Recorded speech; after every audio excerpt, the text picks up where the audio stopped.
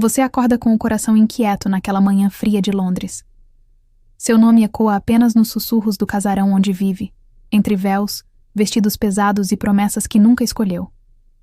Seu noivo, Lord Ashbury, é tudo o que se espera. De um cavalheiro. Exceto por algo que você anseia em silêncio. Intensidade. No sótão, em meio a livros empoeirados e porcelanas esquecidas, você encontra algo que não deveria existir. Uma caixa de mogno escura, com um selo gravado em ouro, desbotado, apenas uma palavra: desejos. Dentro dela, uma carta, endereçada a você. Mas você nunca a escreveu, e ninguém deveria saber o que está escrito ali. Você observa demais, sonha demais, e deseja o que ninguém ousaria tocar. Responda se tiver coragem. Uma noite, um encontro. Nenhum nome. Você hesita, sorri, e pela primeira vez na vida, decide responder com o coração, e não com a razão.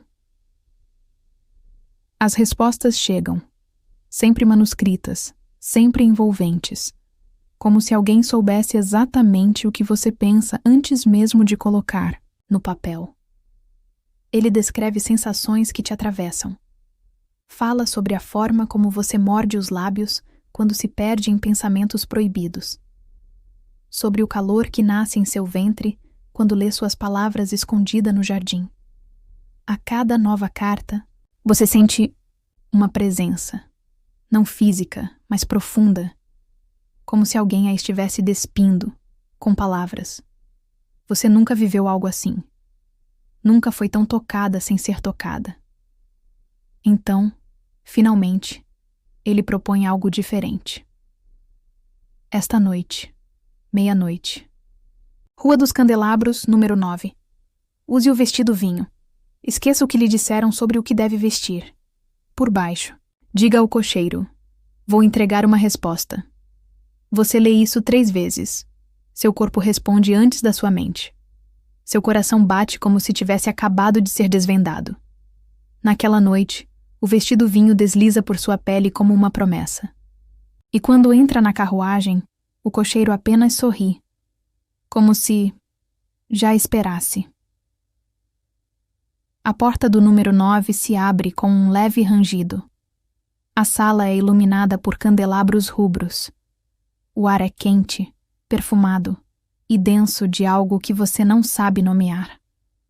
Mas sente na pele. Há outras pessoas ali, figuras com máscaras, sussurros, toques leves. Ninguém fala alto, porque ninguém precisa dizer o que quer. Você é guiada até o centro do salão, e então ouve atrás de si uma voz firme e envolvente. Você veio exatamente como eu imaginei. Seu corpo arrepia, não pela surpresa, mas porque aquela voz já vive dentro de você há dias. Ele não revela o rosto, apenas estende a mão e te conduz, até onde o silêncio é ainda mais íntimo. No quarto envolto por cortinas de veludo, a luz é baixa, avermelhada.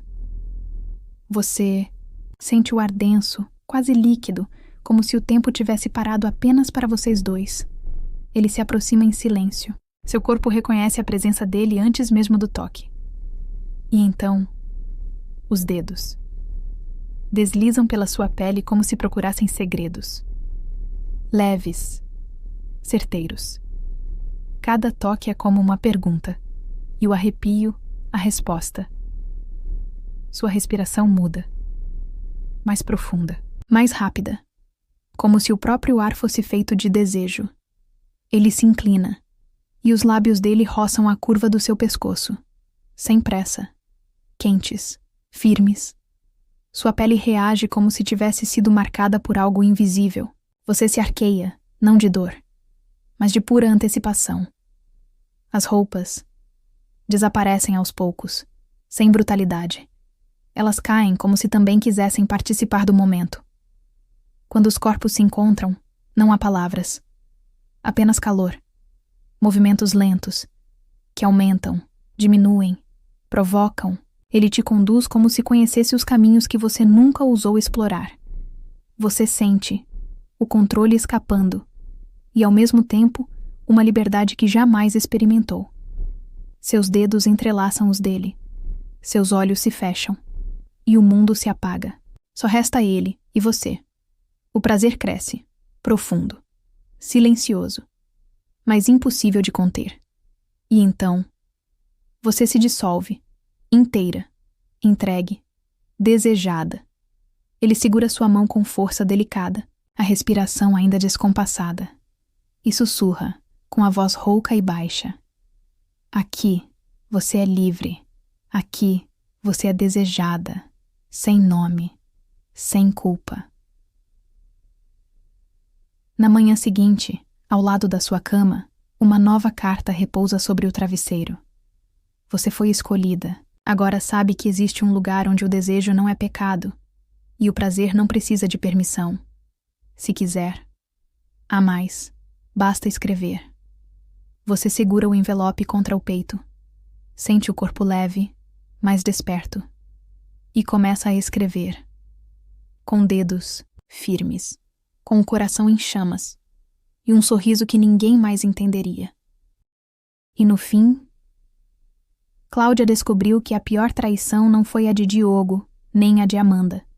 Foi dela com ela mesma, por ter fingido amor, por ter fingido força, por ter acreditado que o casamento era o troféu e não a armadilha. Mas com o tempo, ela aprendeu. Aprendeu que nem toda guerra precisa de sangue. Algumas só precisam de Wi-Fi, um bom editor de vídeo e timing. Hoje, ela brinca dizendo que seu casamento foi o piloto de uma série que ninguém quis renovar. E tudo bem, porque ela virou showrunner da própria vida. Ah, e o cafetão? Lembra dele? Pois é, ele nem apareceu nessa história.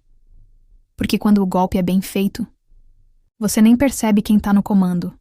O público queria justiça. Ela deu entretenimento. O mundo queria mais uma mulher arrasada. Ela entregou um império de sarcasmo, marketing e fragrâncias com nomes vingativos. Final feliz? Depende do ponto de vista. Mas uma coisa é certa. Naquela igreja, quem saiu de branco foi a atriz.